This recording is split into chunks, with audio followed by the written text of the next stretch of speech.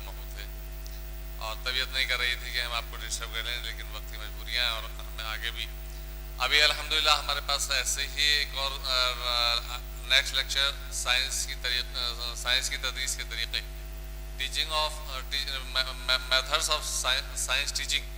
और हमारे पास अल्हम्दुलिल्लाह स्कॉलर हैं मोहम्मद आबिद सिद्दीकी साहब। आपका ताल्लुक तो मुझे मालूम है इत्तेफाक से अभी ताजपुर से ही है। आप एमएससी बॉटनी आपने किया है रोहेलखंड यूनिवर्सिटी बरेली से, और बीएड, एमएड, एमफिल और आपने पीएचडी की है एजुकेशन में, और इस वक्त प्रोफेसर हैं अलीगढ़ मुस्लिम यूनिवर्सिटी में। आप और डिपार्टमेंट ऑफ एजुकेशन में ही आप प्रोफेसर। आपके बहुत सारे कारनामे हैं, तो उनको गिनाने के लिए वक्त चाहिए, तो मैं आपसे गुजारिश करूँगा कि टीचिंग ऑफ साइंस की तदरीस के तरीक़े इंशाअल्लाह इससे हम अभी फ़ायदा उठाएंगे इस लेक्चर से। प्रोफेसर महमूद सिद्दीकी साहब, जनाब बदरुज़्ज़मा साहब, भाई ये जो जेंट्स वहाँ पीछे बैठे हैं उनसे गुजारिश है कि आप लेडीज इस तरफ आ जाएं, इधर गुंजाइश है, इधर आ जाए बेटे, इधर आ जाओ। प्रोफेसर शेख असीमुद्दीन साहब और तारिक नफीस साहब, and teachers who are sitting here. आप लोगों का ये प्रोग्राम कल से शुरू हुआ और आज मेरे यहाँ पर खड़े होने से पहले 2 लेक्चर भी हो चुके हैं। हम लोग की जो लेक्चर देने की आदत है वो करीब 1.25 घंटा या 1.5 घंटे में हमारा लेक्चर पूरा होता है, और वो मैं देख रहा था महमूद साहब की तकरीर में कि वो अभी आधी स्टेज पर थे। अगर उनको मौका मिलता तो कम से कम इतना ही वक्त और बोलते, वो अपनी बात पूरी नहीं हो पाती। तो ये ऑर्गेनाइजेशन से मैं रिक्वेस्ट करूंगा कि जब नेक्स्ट टाइम पर कोई भी प्रोग्राम बनाएं तो कम से कम 1 घंटे का प्रोग्राम जो है वो लेक्चर होना चाहिए, और 15 मिनट का प्रोग्राम जो है वो डिस्कशन का होना चाहिए। तो 1 घंटा 15 मिनट इज इनफ। और ये सुबह के 8:30 बजे से जो रात के 8:30 बजे तक का प्रोग्राम चल रहा है, इसमें भी कटौती होनी चाहिए, क्योंकि मैं ये समझता हूँ कि टीचरों को बोलने की आदत होती है, सुनने की आदत कम होती है। तो थोड़ा सा वक्त उसमें कम करने की ज़रूरत है, वो किया जाए। मुझे पता नहीं मैं कैसे अपना लेक्चर को 40 मिनट के अंदर कंप्लीट करूँगा, लेकिन ठीक है, जो भी वक्त मुझे मिला है I will try my level best. बहुत अच्छी बात है कि महमूद साहब ने मेरा काम बड़ा आसान कर दिया, क्योंकि मुझे भी वही टॉपिक दिया गया इत्तेफाक से, बल्कि इनका टॉपिक बड़ा था, मेरा टॉपिक थोड़ा सा कन्फाइंड। इन्होंने कहा कि मेथड्स ऑफ टीचिंग बहुत सारे होते हैं, और उनका एग्जाम्पल भी उन्होंने बताया। अपनी गुफ्तगू का आगाज़ उन्होंने लेक्चर मेथड से किया, फिर डिमॉन्स्ट्रेशन मेथड को बताया, क्वेश्चन आंसर मेथड को भी आपने डिस्कस किया, लर्निंग बाय डूइंग का भी आपने डिस्कशन किया, और एक्सपीरियंशियल लर्निंग की आपने बात कही। आपने ये भी बताया कि अगर आप तदरीस करना चाहते हैं तो तदरीस को करने के लिए सबसे पहले आपको बच्चों को अपनी तरफ माइल करना होता है, कि आप इंट्रोड्यूस जब अपने क्वेश्चंस को करते हैं, क्वेश्चनिंग करते हैं, तो क्वेश्चन आंसर में आप बच्चों की अटेंशन को डाइवर्ट करते हैं। और अगर किसी एक बच्ची ने अभी एक बड़ा अच्छा जवाब दिया था, तो आपने उसका नाम पूछा और उससे कहा शाबाश। इसको कहते हैं रीइंफोर्समेंट है। बच्चों की अगर कोई सही आंसर उसके अंदर आता है तो आप उसको उसकी शाबाशी कीजिए, उसको अप्रिशिएट करिए। इसको हम टेक्निकल वर्ड में रीइंफोर्समेंट करेंगे। आज का जो मेरा डिस्कशन है, इसी डिस्कशन को आगे बढ़ाते हुए, बहुत ज़्यादा अच्छी उर्दू का इस्तेमाल हो सकता ना कर पाऊँ, लेकिन हिंदुस्तानी ज़बान में आपके सामने प्रेजेंट करूँगा। ये मेरे सामने आप स्लाइड है, आप स्लाइड को ज़रा प्लीज़ आगे करते रहिएगा, मुझे बार बार कहने की ज़रूरत ना पड़े।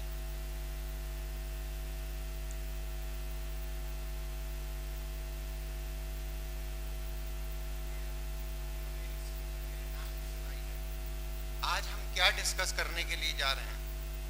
आज हम ये डिस्कस करने के लिए जा रहे हैं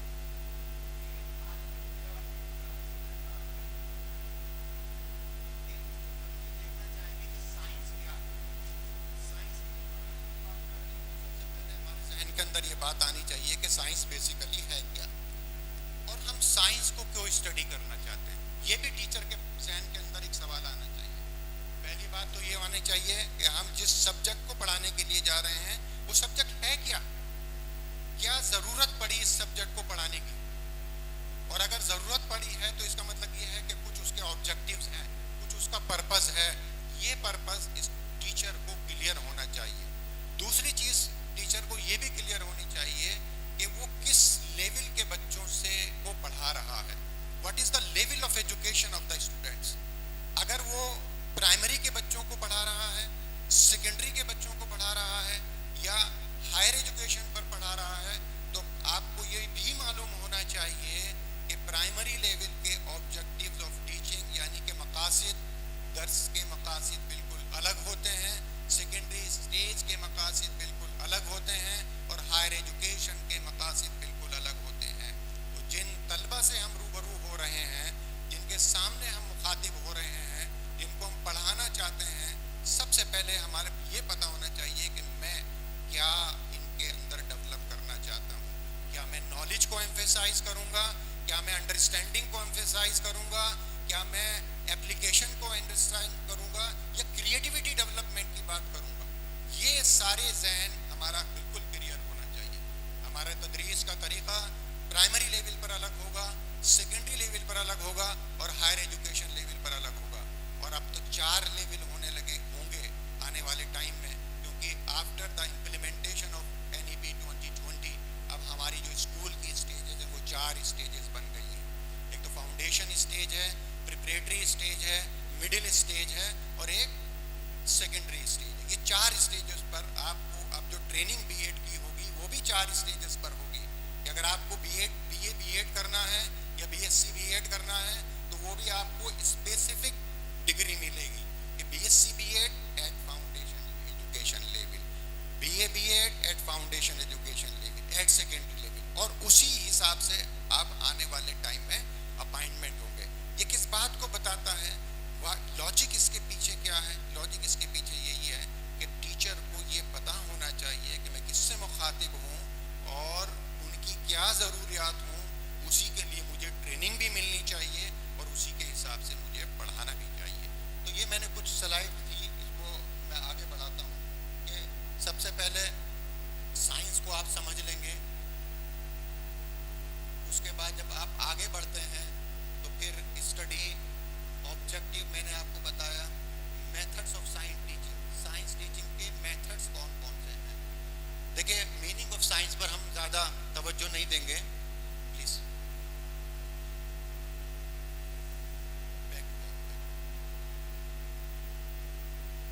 yes, meaning of science is visible to everybody. देख पा रहे हैं इसको, पढ़ पा रहे हैं वहाँ पर? मैं अभी उर्दू वाली भी स्लाइड आपको दिखाना चाहता हूँ। देखिए साइंस का जो वर्ड है ये लैटिन वर्ड है जो साइंटिया से आया है, इसका मतलब है नॉलेज,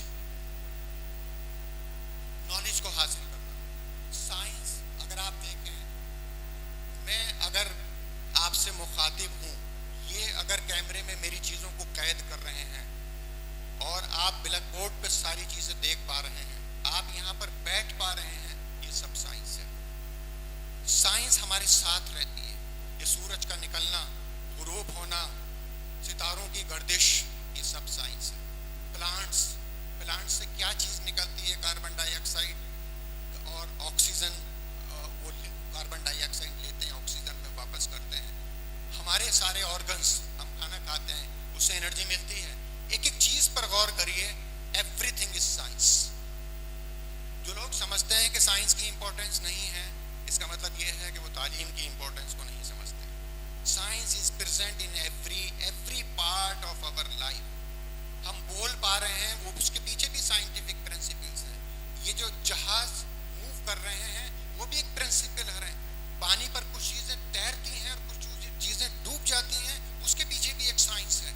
ज़मीन के नीचे हम कौन कौन सी चीज़ों को कैसे पता लगाते हैं, पानी को हम कैसे बाहर निकालते हैं, ये भी साइंस है। Science is very important subject, science is very important subject. लेकिन बदकिस्मती से हम साइंस को भी उसी अंदाज से पढ़ाते हैं जिस अंदाज से हम हिस्ट्री पढ़ाते हैं, जिस अंदाज से हम रियाजी पढ़ाते हैं और जिस अंदाज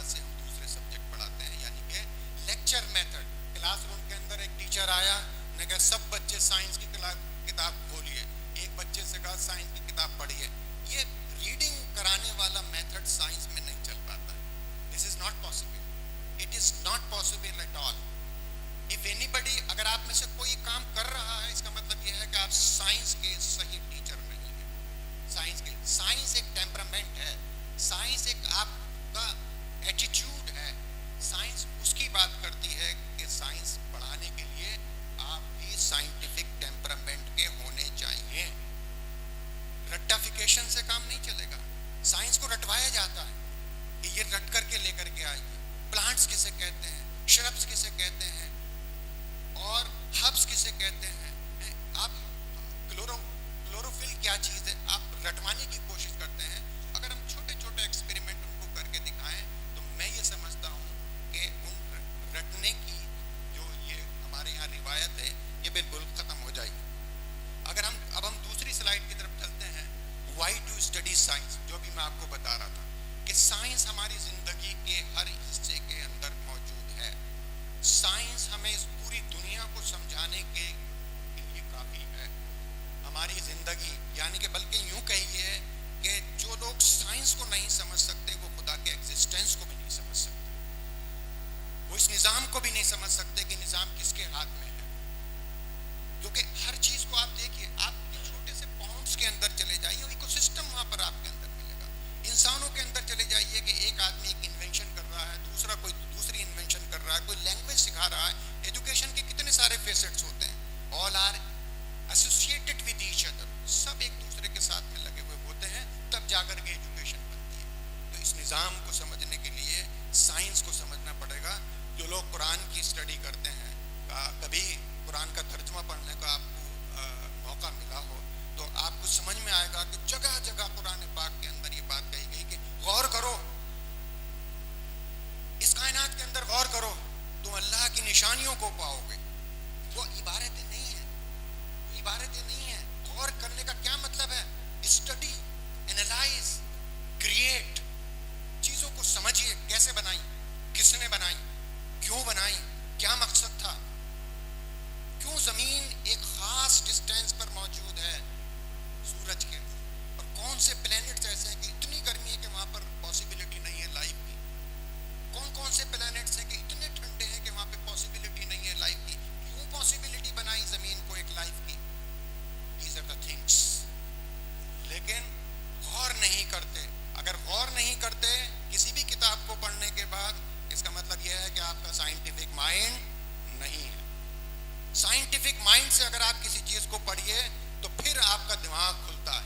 ये क्या है? ये पावर हाउस ऑफ नॉलेज। इंसान की जिंदगी के तीन चीजें होती हैं, एक उसका दिमाग होता है, एक उसका दिल होता है, और उसके हाथ पैर होते हैं। ये तीनों चीजों को मिलाकर के टेक्निकल टर्म में हम इसको cognitive, affective and psychomotor domain कहते हैं। तीन चीजें होती हैं। दिमाग सबसे ज्यादा इंपॉर्टेंट होता है, सबसे ज्यादा इंपॉर्टेंट होता है। आपने कभी बच्चों को देखा जो छोटे बच्चे होते हैं, छोटे बच्चे होते हैं, कभी आपने देखा हो छोटे बच्चों को? बच्चे इतने सवाल करते हैं, इतने सवाल करते हैं कि माँ बाप भी कहते हैं कम सवाल किया करो।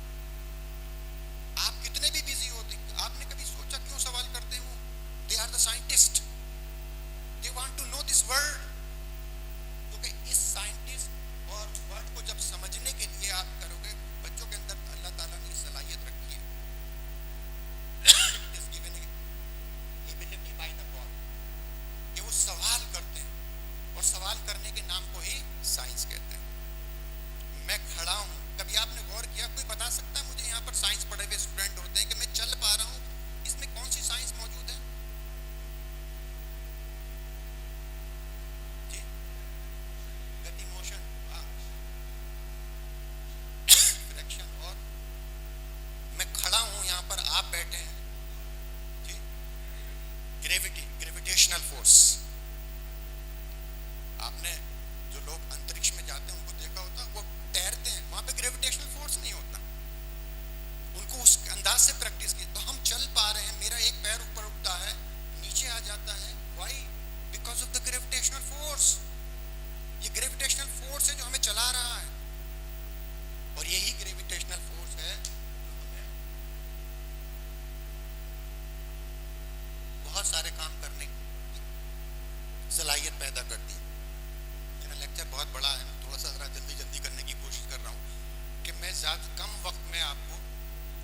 ज़्यादा से ज़्यादा बात बताने की कोशिश करूँ।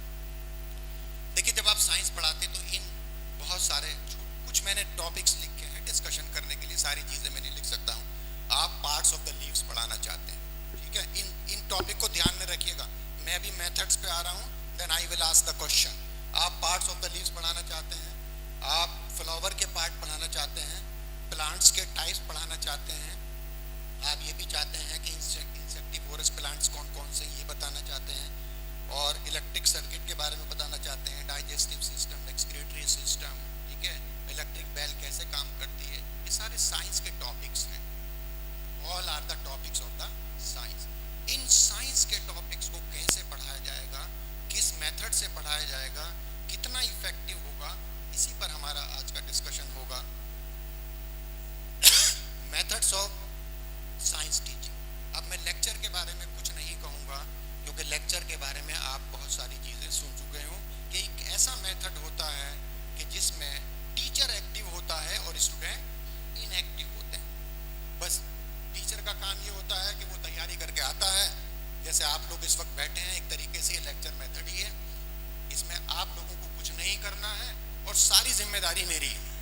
आई am the active person and you are the passive person, ठीक है। मुझे ये भी नहीं पता है कि कितने लोग आप में से यहाँ पर फिजिकली प्रेजेंट हैं और मेंटली एब्सेंट हैं। बहुत सारे लोग यहाँ बैठे हुए होंगे ज़रूर, लेकिन ख्यालों में होंगे। तो इस लेक्चर की एक जो बड़ी ड्रॉबैक है वो ये भी है, सर ने इसको बताया भी था आपको, कि लेक्चर डिमॉन्स्ट्रेशन मेथड भी सर ने बताया। मैं उसके अंदर एक वर्ड और ऐड कर रहा हूँ, लेक्चर डिमॉन्स्ट्रेशन मेथड। इसको डिमॉन्स्ट्रेशन मेथड भी कहते हैं और इसको लेक्चर डिमॉन्स्ट्रेशन मेथड भी कहते हैं।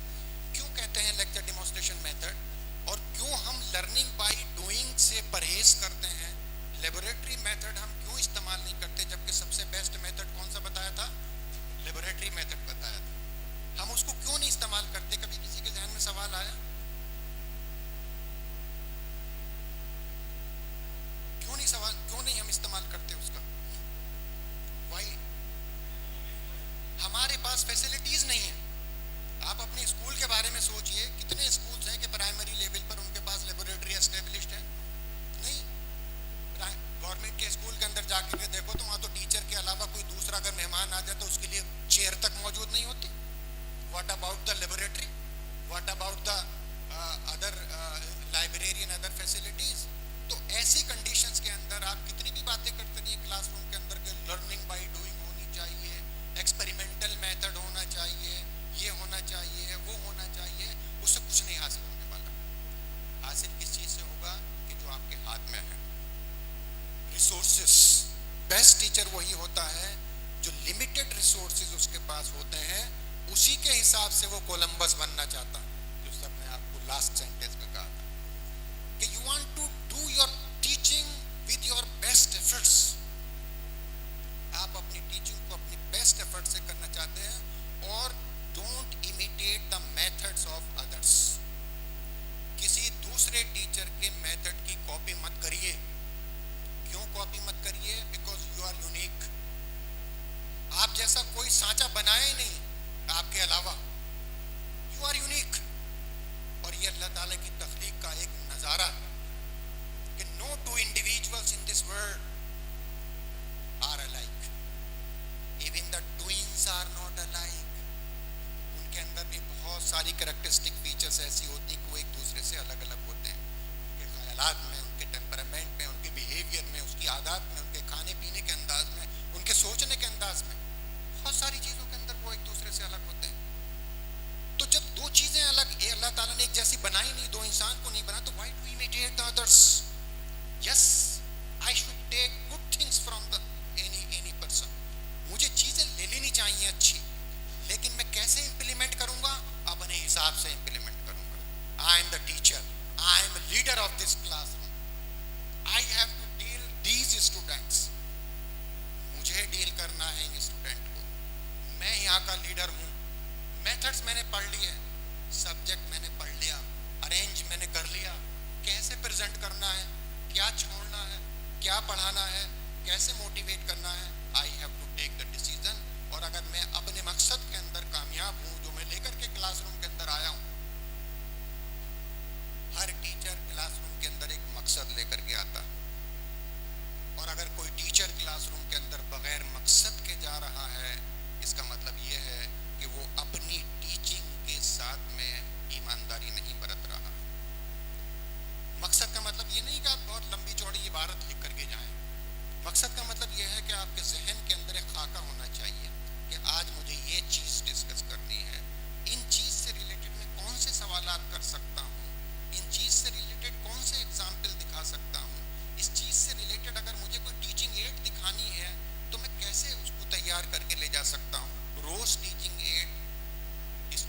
टीचर से उम्मीद नहीं की जा सकती, क्योंकि बहुत सारे टीचर को काम होते हैं, प्रेशर्स भी होता है, लेकिन कम से कम आपकी टीचिंग के अंदर एक हफ्ते में एक बार तो वैरायटी आनी चाहिए, एक बार तो कुछ और नयापन दिखना चाहिए, बच्चों को वैरायटी दिखनी चाहिए, नयापन दिखना चाहिए, और आपके काम करने के अंदाज अलग अलग होने चाहिए। बच्चे गैसिंग के अंदर रहने चाहिए, आज किया, there must be something with you, आपके माइंड के अंदर कुछ ना कुछ ऐसी चीज होनी चाहिए कि आज ये काम नया करना है मुझे जा करके।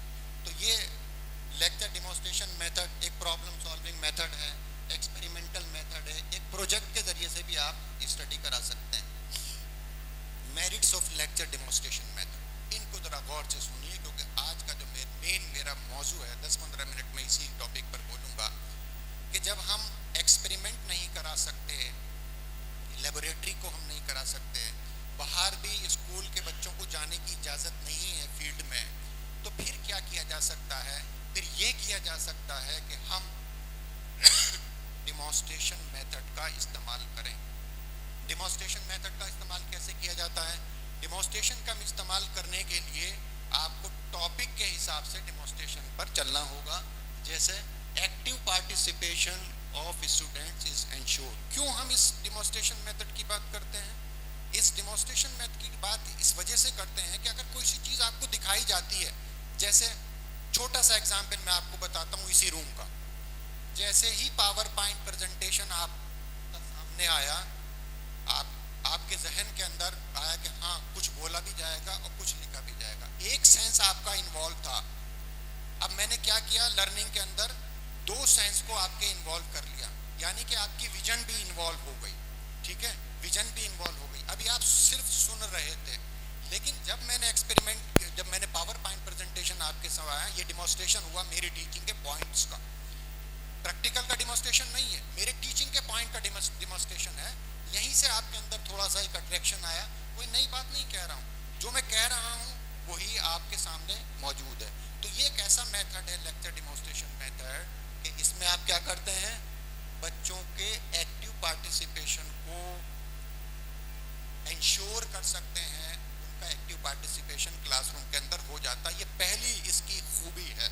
दूसरी खूबी है ये मेंटल डेवलपमेंट में क्यूरियोसिटी जिसको हम कहते हैं, कि अब बच्चों को लगता है कि क्या होने वाला है। जैसे अभी आप सर ने आपको एक एग्जाम्पल दिया था, उसी एग्जाम्पल को मैं आगे बढ़ाता हूँ। लिटमस पेपर का एग्जाम्पल दिया कि जब एसिड्स, अब आप क्लास ये तो ऐसा छोटा सा एक्सपेरिमेंट है, इसको तो क्लासरूम के अंदर लाया जा सकता है। लिटमस पेपर भी आप अरेंज कर सकते हैं, एसिडिक एसिड भी आप अरेंज कर सकते हैं, और बेसिस भी आप अरेंज कर सकते हैं। उन्हीं लिटमस पेपर को आप बच्चों से कहिए कि we are going to conduct a very simple activity today, आज हम छोटी सी एक्टिविटी करना चाहते हैं, आप सब गौर से देखिए।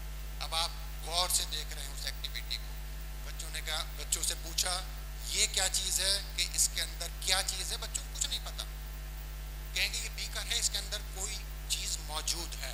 फिर आप बताइए कि इसके अंदर एसिड मौजूद है, ये मेरे पास एक पेपर है, इस पेपर को क्या कहते हैं, बच्चे ऑब्जर्व करेंगे। फिर आप उनसे कहिए कि अब मैं क्या करने के लिए जा रहा हूँ, आपने उसके अंदर डिप किया, डिप करने के बाद पहले आपने उसको कलर बता दिया कि उसका ब्लू कलर है, और उसके बाद फिर आपने दिखाया कि ये कैसा कलर हो गया।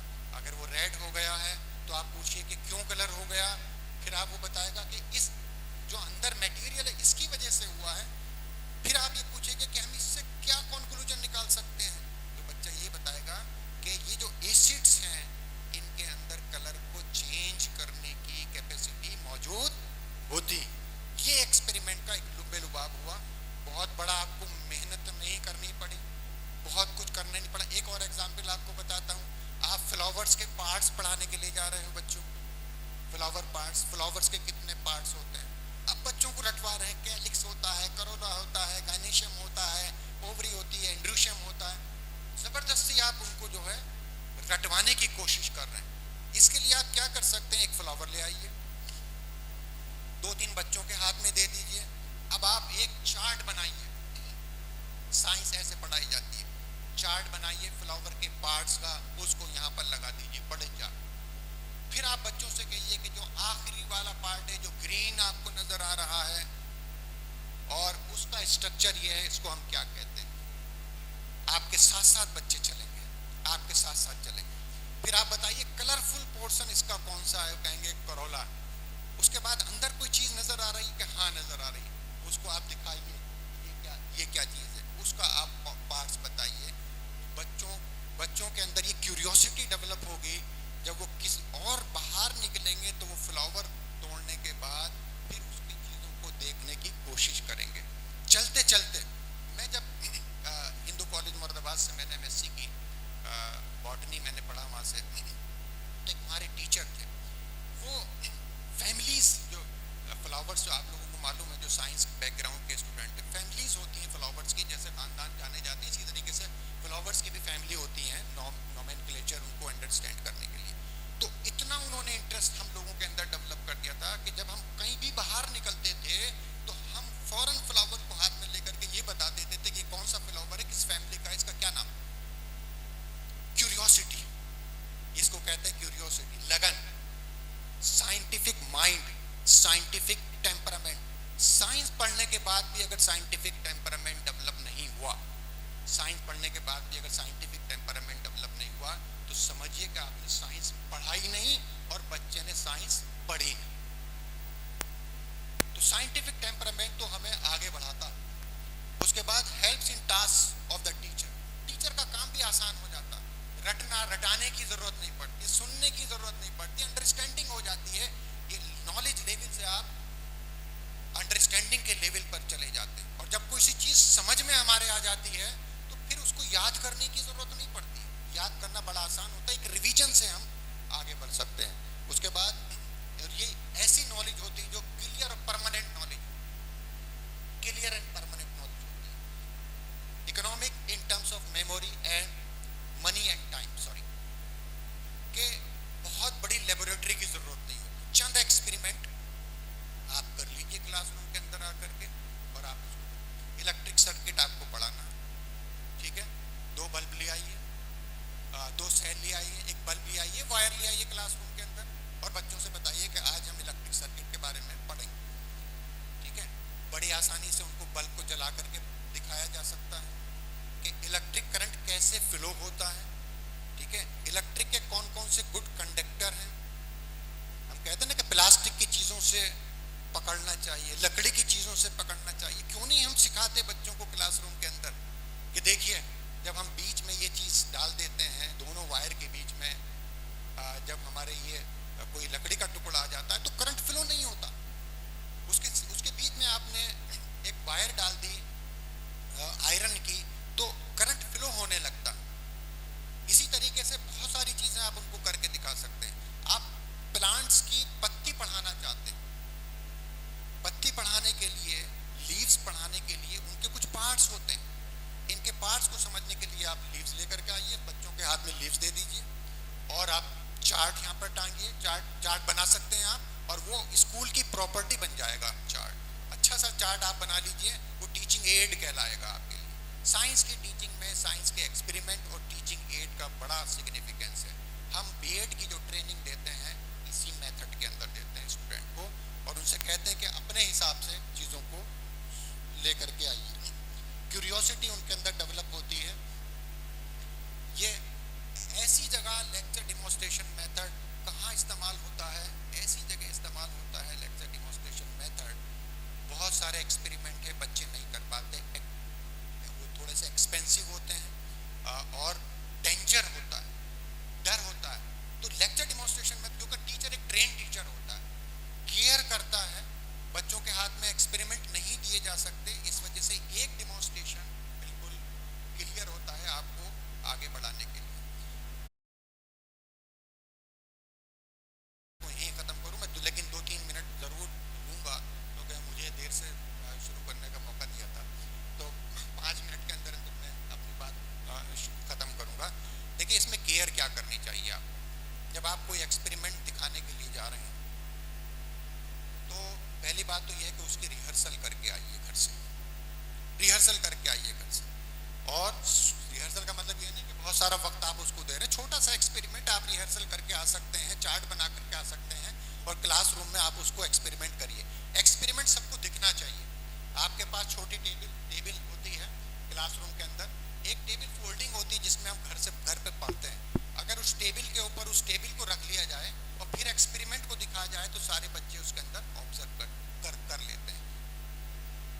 Demonstration must be visible to all student, सबको दिखना चाहिए।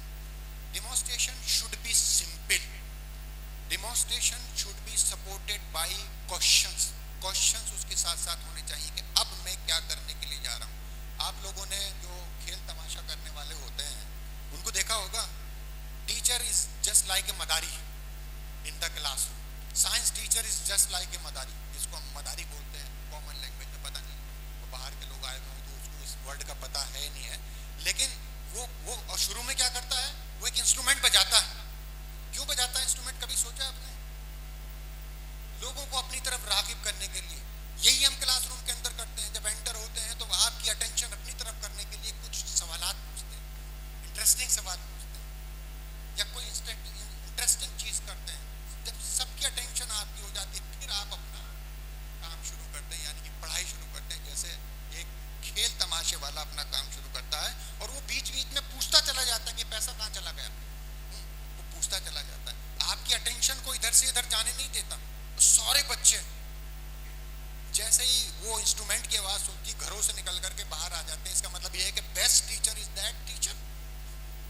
और अगर हम ऐसे टीचर हैं कि हम क्लासरूम में जाने के बाद बच्चों के जहन के अंदर ये बात आए ये तो बेकार के टीचर हैं, तो फिर हमें टीचिंग नहीं करनी चाहिए। बहुत ही सिंपल बात है, टीचिंग पैसे के लिए नहीं की जाती। पैसा एक इन्वॉल्व जरूरत है इंसान की, लेकिन टीचिंग पैसे के लिए नहीं की जाती। Teaching is a profession, it is a noble profession. एक नोबल प्रोफेशन है, ऐसा प्रोफेशन है कि आप इससे बड़े बड़े अज़ाइम हासिल कर सकते हैं। आप जानिए कि अगर मैं यहाँ पे खड़ा हूँ तो ज़रूर मेरे माइंड के अंदर कुछ टीचर ऐसे होंगे कि मैं जिनको डेडिकेट करता हूँ अपनी लाइफ, कि I am here because of my teacher who taught me. उन्होंने मेरे अंदर एक जुस्तजू पैदा करी। तो यही जुस्तजू, यही क्यूरियोसिटी, यही डेवलपमेंट करने का जो नाम है वो लेक्चर डेमोन्स्ट्रेशन मेथड है। इस लेक्चर डेमोन्स्ट्रेशन मेथड का इस्तेमाल करिए। कभी कभी छोटे छोटे प्रोजेक्ट्स मेथड का भी इस्तेमाल करिए। आपने प्रोजेक्ट दिया बच्चों को, छोटा सा प्रोजेक्ट बताता हूँ, किसी पर्टिकुलर एरिया में, जैसे यहाँ पर ये स्कूल है, आप बच्चों से कहिए कि जितने भी टाइप के फ्लावर्स हैं उनको एक फाइल बना करके लाइए। सारे फ्लावर्स, उनके नाम, ठीक है, और उनके पार्ट्स के नाम वो लिख करके आएंगे। ये छोटा सा बच्चों के लिए प्रोजेक्ट हो जाएगा। लिख लेकर के आइए, कम से कम 4 तरीके के डिफरेंट लीव्स लेकर के आइए, उनके बीच में फर्क क्या है ये बताइए। बाहर जाकर के देखिए, ये तो एनवायरनमेंट तो हमारा पूरा भरा हुआ है। आप पानी अपना लीजिए, पानी की प्योरिटी नापने की बताइए कि हमारे पानी को कैसे, कौन सा पानी प्योर है, कौन सा इम्प्योर पानी है। ये भी आपके सब्जेक्ट से रिलेटेड है। बहुत सारी चीज़ें हैं, क्योंकि टाइम मुझे कम दिया गया है, इस वजह से मैं अपनी बात यहीं पे ख़त्म करता हूँ। बहुत सारी मैंने स्लाइड बनाई थी, वो ये 1.5 घंटे का मेरा लेक्चर ये होना था। एनीवे, जहाँ तक मेरी कोशिश रही कि मैंने आपको बता जी, बिल्कुल टाइम सबको दिया गया है और सबके पास लिमिटेड टाइम है, तो मैं किसी दूसरे हजरात का टाइम नहीं लूँगा।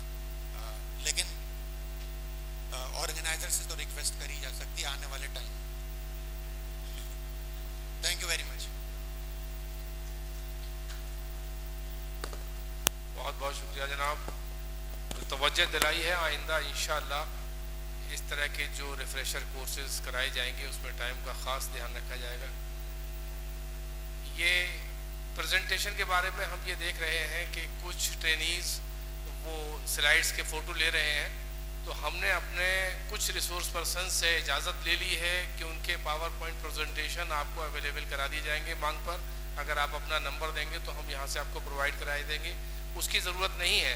मैं ये महसूस करता हूँ यहाँ आकर जो चीज़ें आपके सामने पेश की जा रही हैं, जो है एग्जाम्पल्स पेश किए जा रहे हैं, उनको कंसंट्रेट होकर सुनेंगे तो हम उससे इस्तेफादा करेंगे इंशाअल्लाह। तो इसके बाद में अगला मौजू है तदरीस के बुनियादी गुर। मैं गुजारिश करूँगा डॉक्टर तारिक नफीस साहब से। तारिक नफीस साहब का तारुफ अभी इसी सेशन में पहले मौजू के लिए करा दिया गया है। डॉक्टर तारिक नफीस साहब।